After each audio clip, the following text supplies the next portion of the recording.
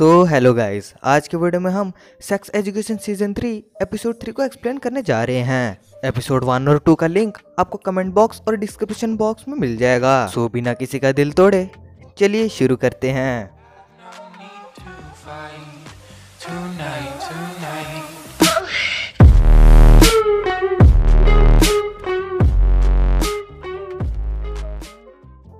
Episode 3 की शुरुआत में हमें सभी बच्चे दिखाए जाते हैं जो स्कूल जाने के लिए रेडी हो रहे होते हैं।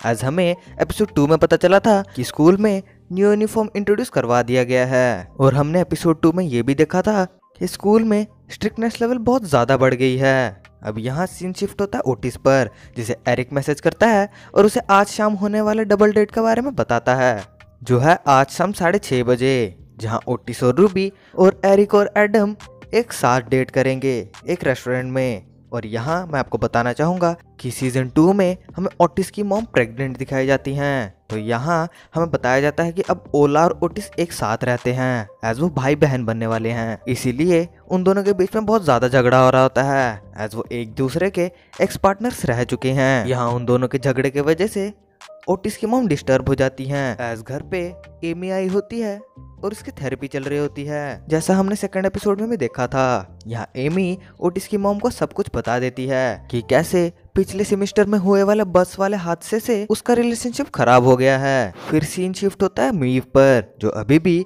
ओटिस का वॉइसमेल ढूंढने की बहुत कोशिश कर रही होती है, पर उसे वॉइसमेल नहीं मिलता और वो डिसाइड करती है कि वो ओटिस को कॉल करेगी।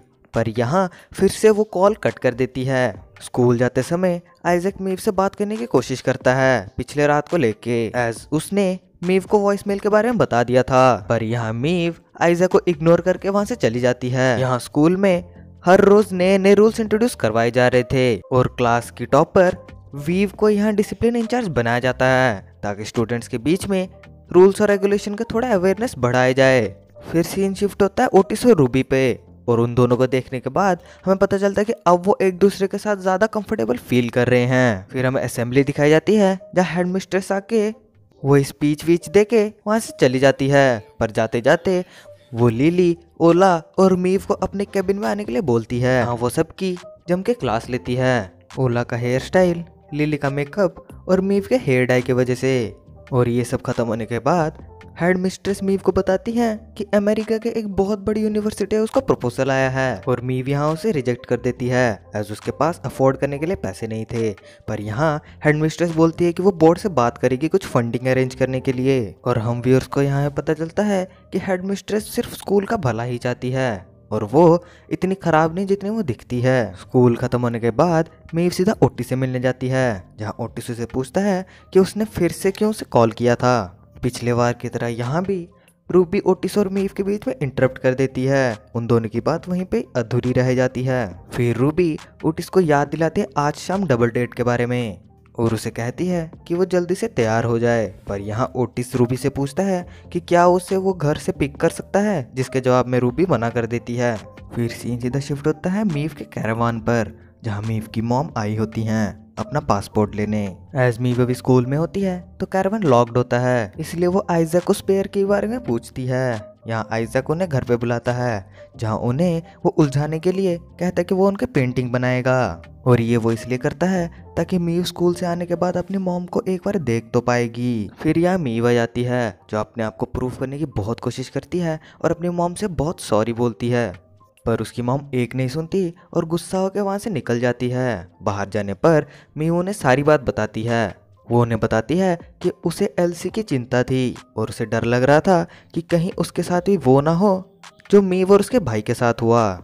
और इसके साथ मीव ये भी कहती है कि वो जानती है कि उसकी मॉम अच्छी है और चेंज होना चाहती हैं, पर अभी तक वो असल में चेंज नहीं हुई हैं, इसलिए उसे मजबूरी में पुलिस को बताना पड़ा। फिर सीन सीधा शिफ्ट होता है एरिक और एडम के ऊपर, जो डबल डेट को लेकर बहुत ज्यादा एक्साइटेड होते हैं। रेस्टोरेंट में जाने के बाद रूबी के नखरे वहां पे भी खत्म नहीं होते। यहाँ एडम को सबके साथ बात करने में थोड़ी तकलीफ होती है एज वो ओटी से भी बड़ा इंट्रोवर्ट था, पर ये सब वो एरिक के लिए करता है। पर थोड़ी देर के लिए वो ओटिस और रूबी से बात करता है, जिसके बाद वो दोनों से कंफर्टेबल हो जाता है। फिर चारों मिलके बहुत सारी मस्ती करते हैं, वो बॉलिंग करते हैं और भी बहुत कुछ। फिर टाइम आता है डिपार्चर का और यहाँ ओटिस रूबी को कहता है कि क्या वो उसे घर छोड़ देगा, जिसके जवाब में रूबी उसे साफ मना कर देती है। पर फिर भी ओटिस उसकी बात नहीं मानता और घर तक उसका पीछा करने लगता है। यहाँ रास्ते में ओटिस बार बार रूबी को पूछता है कि वो उसे अपने घर पे इनवाइट क्यों नहीं करती। पर यहाँ बार बार पूछने के बाद रूबी ओटिस को बता देती है कि उसका घर एक भंगार खाने से कम नहीं है और वो एक मिडिल क्लास फैमिली को बिलोंग करती है। और वो ये भी बताती है कि आज तक उसने किसी भी फ्रेंड को अपने घर पे इनवाइट नहीं किया है। पर यहाँ ओटिस रूबी को कहता है कि फिर भी वो उसका घर देखना जाएगा। ओटिस जब रूबी के घर जाता है तो उसे पता चलता है कि रूबी की घर की हालत बहुत ज्यादा खराब है, एज उसके फादर एक ड्रग एडिक्ट हैं और उन्हें अलग अलग टाइप की बीमारियां भी हैं। लेकिन इन सब के बजाय वो ओटिस को पहले से ही जानते थे। वो ओटिस के साथ बहुत सारी बातें करते हैं और उसे बताते हैं रूबी के बारे में। वो बताते हैं कि जब से वो ओटिस को डेट कर रही है वो बहुत ज़्यादा खुश है। इसके अलावा वो हमेशा घर पे ओटिस की बातें करती रहती है। घर आते ही ओटिस से डिसाइड करता है कि वो मीव को कॉल लगाएगा, एज वो बार बार उसे कॉल कर रही थी और उसे कुछ कहना था पर वो कह नहीं पा रही थी। इतने में ही रूबी ओटिस को कॉल कर देती है और वो ओटिस को थैंक यू बोलती है उसके साथ अच्छा टाइम बिताने के लिए। ऐसे ही बात करते करते रूबी ओटिस को गुड नाइट के बाद आई लव यू बोल देती है और उसके जवाब का वेट करती है। पर यहाँ ओटिस गुड नाइट बोल के फ़ोन काट देता है, एज वो बहुत ज़्यादा नर्वस हो गया था। और यहाँ रूबी का दिल बुरी तरीके से टूट जाता है। फिर सीन शिफ्ट होता है। एक मिनट यार, एक मिनट, सब्सक्राइब करो यार, सब्सक्राइब करो। हम 500 सब्सक्राइबर्स के बहुत ज़्यादा करीब हैं, पर एज मैंने अपने सब्सक्राइबर्स हाइड किए हुए हैं तो किसी को पता नहीं है कि एग्जैक्ट नंबर क्या है। जो भी 500 सब्सक्राइबर होगा उसका नाम मैं नेक्स्ट वीडियो में दिखाऊंगा और वो जो भी वेब सीरीज का नाम लेगा मैं वो वेब सीरीज एक्सप्लेन करूंगा। सो जल्दी से सब्सक्राइब कर दीजिए, क्या पता आप ही वो हो जिसका नेक्स्ट वीडियो में नाम आ जाए। इसके अलावा वीडियो को भी लाइक कर दो।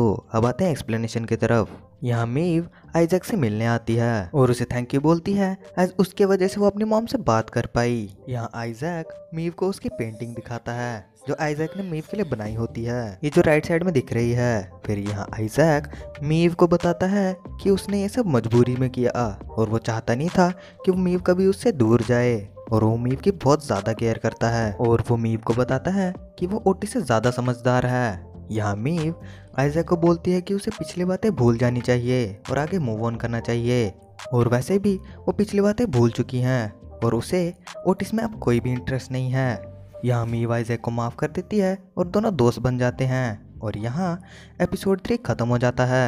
एपिसोड 4 के एक्सप्लेनेशन के लिए लेफ्ट वाले वीडियो पे टैप करें। Thank you. Like and subscribe भी कर देना यार। Had no need to fight tonight.